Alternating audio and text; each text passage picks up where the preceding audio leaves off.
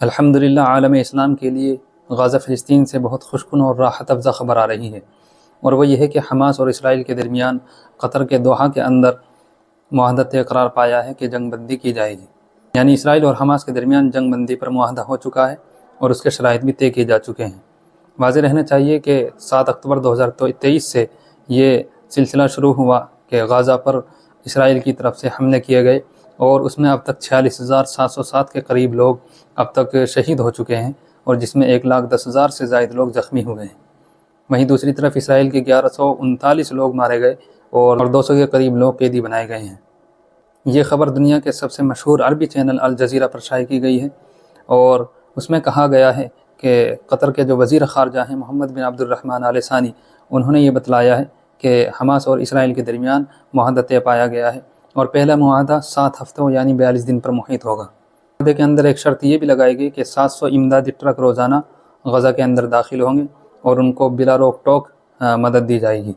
ایک شرط یہ بھی ہے کہ سب سے پہلے اسرائیل بچوں اور عورتوں کو چھوڑے گا، دوسرے مرحلے میں پھر مردوں کو چھوڑا جائے گا، اور اسرائیل کی طرف سے بھی یہ شرط لگائی گئی ہے وہ کہ اسرائیل کے تمام فوجی جو بھی قید کیے گئے ہیں ان کو رہا کیا جائے گا۔ معاہدہ قطر اور مصر اور ساتھ ساتھ امریکہ کی ثالثی میں طے ہوا ہے، اور اس میں جو عظیم کردار ہے وہ قطر نے ادا کیا ہے۔ اس معاہدے میں کیا کیا شرائط رکھی گئی ہے وہ میں آپ کو پڑھ کر سناتا ہوں۔ شرط یہ ہے کہ 7 ہفتوں کو پہلا یہ معاہدہ محیط ہوگا، یعنی 42 دن تک یہ جاری رہے گا، سیز فائر ہو جائے گی، کوئی جنگ نہیں ہوگی، اور اسرائیل اپنے فوجیوں کو واپس بلا لیں گے۔ قطر کے وزیر خارجہ محمد بن عبد الرحمن نے بتلایا ہے کہ یہ جو معاہدہ ہے یہ آنے والے اتوار یعنی 19 جنوری سے یہ لاگو ہوگا۔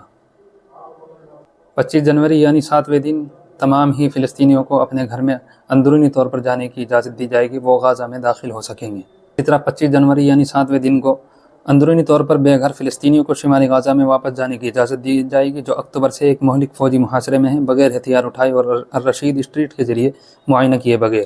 کارور کے فلسطینیوں نے الجزیرہ کو بتایا کہ وہ موقع ملتے ہی اپنے قصبوں اور دیہاتوں کو واپس جانے کا ارادہ رکھتے ہیں۔ جنگ کی وجہ سے غزہ کی 90% سے زائد آبادی زبردستی بے گھر ہو چکی ہے۔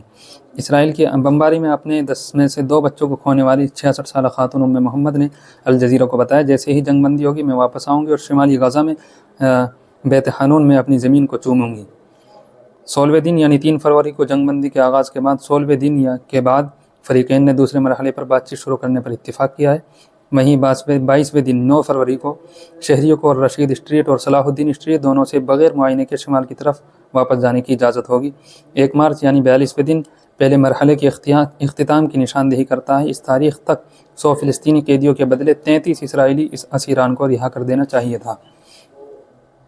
اگر چیزیں منصوبہ بندی کے مطابق چلتی ہیں تو یہ دوسرے مرحلے کا آغاز بھی ہے۔ اس میں بقیہ اسیروں کی رہائی بھی شامل ہے، جن کے بارے میں خیال کیا جاتا ہے کہ ان کی تعداد 65 ہے۔ اس کے بدلے میں اسرائیل غزہ سے انخلاء اور مستقل جنگ بندی کا احترام کرنے کے لیے پرعزم ہے۔ 94 اسرائیلی اسیران مردہ یا زندہ 1000 سے زیادہ فلسطینیوں کے بدلے رہائی کیے جائیں گے۔ خیال کیا جاتا ہے کہ 94 میں سے تقریباً 30 اسیران مر چکے ہیں، یعنی انتقال کر چکے ہیں۔ اسیر افواج کو فلاڈیلفی کوریڈور سے بھی انخلاء شروع کرنا چاہیے، جو غزہ کو مصر سے الگ کرتی ہے۔ اگرچہ اسرائیل نے اصرار کیا کہ دشمنی کے دوبارہ شروع ہونے کو مسترد کرنے کے لیے کوئی تحریری ضمانت نہیں دی جائے گی، حماس کو مبینہ طور پر مصر، قطر اور امریکہ نے زبانی ضمانت دی تھی کہ مذاکرات جاری رہیں گے۔ 9 مارچ یعنی 50ویں دن اس تاریخ تک اسرائیل کو فلاڈیلفی کوریڈور سے اپنی افواج کا مکمل انخلاء کر لینا چاہیے تھا، یعنی 9 مارچ سے پہلے اسرائیل کی تمام فوج وہ نکل جائے گی۔ 12 اپریل 84واں دن یہ وہ وقت ہے جب تیسرا مرحلہ شروع ہونا چاہیے۔ تفصیلات ابھی تک واضح نہیں ہیں۔ اگر دوسرے مرحلے کی شرائط کو پورا کیا جائے تو یہ اس وقت ہوتا ہے جب بقیہ اسیروں کی لاشیں بین الاقوامی نگرانی میں 3 سے 5 سالہ تعمیر نو کے منصوبے کے بدلے حوالے کی جائیں گی۔ فی الحال اس بات پر کوئی معاہدہ نہیں ہوا ہے کہ جنگ بندی کے بعد غزہ کا انتظام کون کرے گا۔ امریکہ نے ایسا کرنے کے لیے فلسطینی اتھارٹی کے ایک اصلاحی ورژن پر زور دیا ہے۔